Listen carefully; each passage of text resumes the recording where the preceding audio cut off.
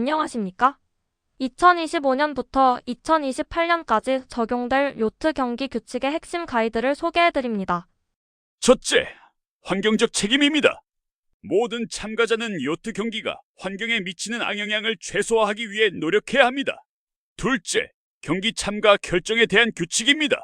규칙 3조에 따라 경기에 참가하거나 경기를 계속하는 것에 대한 최종 책임은 오로지 본인 자신에게 있습니다.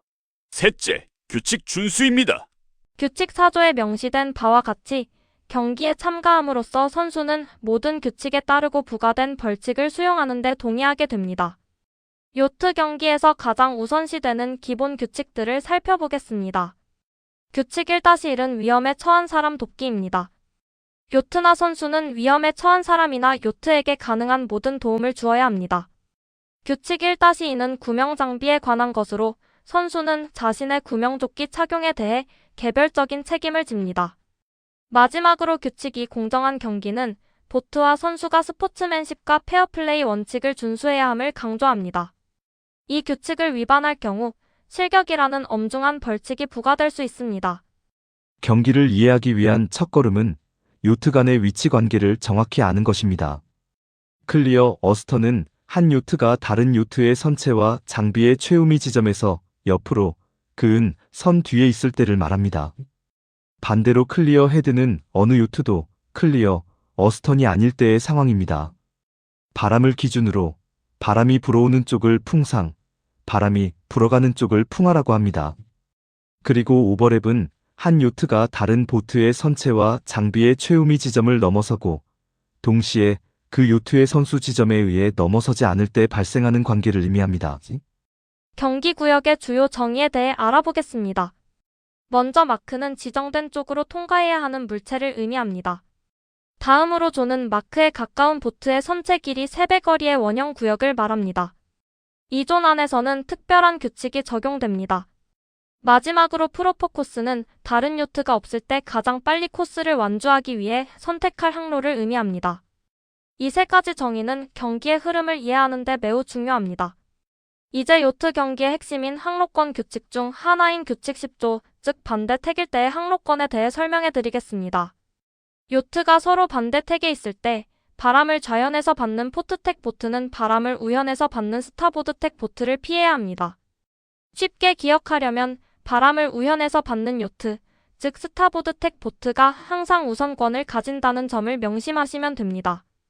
포트택 요트는 피할 의무를 가지며 스타보드택 요트는 권리정이 됩니다. 이어서 같은 택일 때의 우선권 규칙을 살펴보겠습니다. 규칙 11조는 요트들이 같은 택에서 오버랩되어 있을 때 적용됩니다. 이 경우 풍상에 있는 보트는 풍하에 있는 보트를 피해야 합니다. 즉 풍하 요트가 권리정이 됩니다. 다음으로 규칙 12조는 요트들이 오버랩되지 않았을 때의 상황입니다. 이때는 뒤에 있는 클리어 어스턴 요트가 앞에 있는 클리어 헤드 요트를 피해야 합니다. 따라서 클리어 헤드 요트가 권리정이 됩니다. 권리정이라도 무제한적인 권리를 가지는 것은 아닙니다. 몇 가지 중요한 제한사항이 있습니다.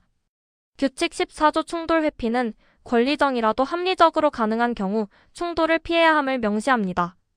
규칙 15조 우선권 습득은 우선권을 새로 얻은 보트가 상대방이 피할 수 있는 충분한 공간인 룸을 주어야 한다는 원칙입니다. 마지막으로 규칙 16조 코스 변경은 권리정이 코스를 변경할 때도 상대방이 피할 수 있는 룸을 주어야 한다는 점을 강조합니다. 이 규칙들은 안전하고 공정한 경기를 위해 반드시 준수되어야 합니다. 마크 주변에서의 핵심 규칙인 규칙 18조, 즉 마크룸의 원칙에 대해 설명해 드리겠습니다. 존 진입 시점이 중요합니다. 첫 번째 요트가 존에 닿는 순간의 요트 관계가 이후 권리정 결정에 결정적인 역할을 합니다. 다음은 내측 권리입니다. 존에 진입할 때 오버랩되어 있다면 바깥쪽 요트는 안쪽 요트에게 마크룸을 제공해야 합니다. 만약 클리어 헤드인 경우, 즉 오버랩 없이 앞서 있다면 앞선 요트가 권리를 가지게 됩니다. 이 규칙은 마크 주변에서의 혼란을 줄이고 안전한 항해를 보장하기 위함입니다. 규칙 18조 마크룸의 몇 가지 예외와 태킹 규칙을 살펴보겠습니다. 규칙 18.1은 마크룸 규칙의 적용 예외입니다. 바람을 거슬러 올라가는 코스에서 서로 반대 택으로 만날 때는 규칙 18조가 적용되지 않으며 규칙 10조의 스타보드, 포트 규칙이 우선합니다. 다음으로 규칙 18조 3항은 존 구역 내 태킹에 관한 것입니다. 존 안에서 포트에서 스타보드로 태킹한 요트는 이미 존에 진입해 있던 스타보드 보트의 진로를 방해해서는 안 됩니다. 이러한 예외들은 복잡한 상황에서 올바른 판단을 내리는데 필수적입니다. 장애물 처리와 공간 요구에 대한 규칙을 알아보겠습니다. 규칙 19조 장애물 통과는 권리정이 장애물을 통과할 방향을 선택할 권리가 있음을 명시합니다. 이때 오버랩된 바깥쪽 보트는 안쪽 보트에게 장애물을 피할 공간을 주어야 합니다. 다음으로 규칙 20조 태킹을 위한 룸입니다. 장애물을 피하기 위해 태킹이 필요할 때 장애물 룸이라고 소리칠 수 있습니다. 이 경우 상대방은 즉시 태킹하거나 OK로 응답해야 합니다. 이 규칙들은 요트들이 안전하게 장애물을 통과할 수 있도록 돕습니다. 경기의 시작을 알리는 스타트 신호와 절차, 즉 규칙 26조에 대해 알아보겠습니다. 출발 5분 전에는 클래스기가 개양되고 한 번의 소리가 납니다. 4분 전에는 준비 신호로 준비기가 개양되고 역시 한 번의 소리가 납니다. 1분 전에는 준비기가 하강하며 길게 한 번의 소리가 납니다. 그리고 마침내 0분, 출발 신호와 함께 짧게 한 번의 소리가 나고 경기가 시작됩니다. 추가적으로 AP기 연기 깃발은 경기 시작 지연을, 일반 리콜 깃발은 전체 재출발을 의미합니다. 출발 벌칙 규정, 규칙 30조에 대해 상세히 설명해 드리겠습니다. 먼저 I기는 출발 신호 1분 이내에 코스 쪽에 있었다면 출발선 연장선 밖으로 돌아와서 출발해야 하는 라운더핸드 벌칙을 의미합니다. Z기는 20% 점수 벌칙이 부과되며 6기는 실격을 의미하지만 경기가 재시작되면 면제될 수 있습니다. 마지막으로 블랙기는 가장 강력한 벌칙으로 실격 처리되며 경기가 재시작되어도 실격이 유지됩니다. 추진 방식과 벌칙 이행에 대한 규칙을 알아보겠습니다. 규칙 42조 추진은 요트가 오직 바람과 물의 힘으로만 항해해야 함을 명시합니다. 펌핑, 로킹, 우칭, 스컬링과 같은 인위적인 추진 행동은 금지됩니다.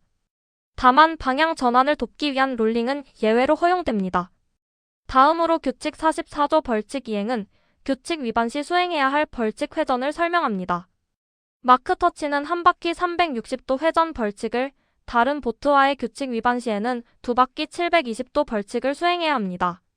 벌칙 회전은 한 번의 태킹과 한 번의 자이빙을 반드시 포함해야 합니다. 지금까지 요트 경기의 핵심 규칙들을 요약해드렸습니다. 네 가지 핵심은 바로 안전, 정의, 항로권, 그리고 책임입니다. 위험에 처한 사람을 돕고 충돌을 피하는 안전, 존, 오버랩의 경계를 확인하는 정의, 스타보드, 풍하, 내측 보트의 권리를 이해하는 항로권, 그리고 규칙 위반 시 즉시 벌칙을 이행하는 책임입니다. 이 모든 규칙을 통해 우리는 공정한 경쟁과 안전한 항해를 기원합니다. 더 자세한 규칙은 세일링 룰북에서 확인하실 수 있습니다. 감사합니다.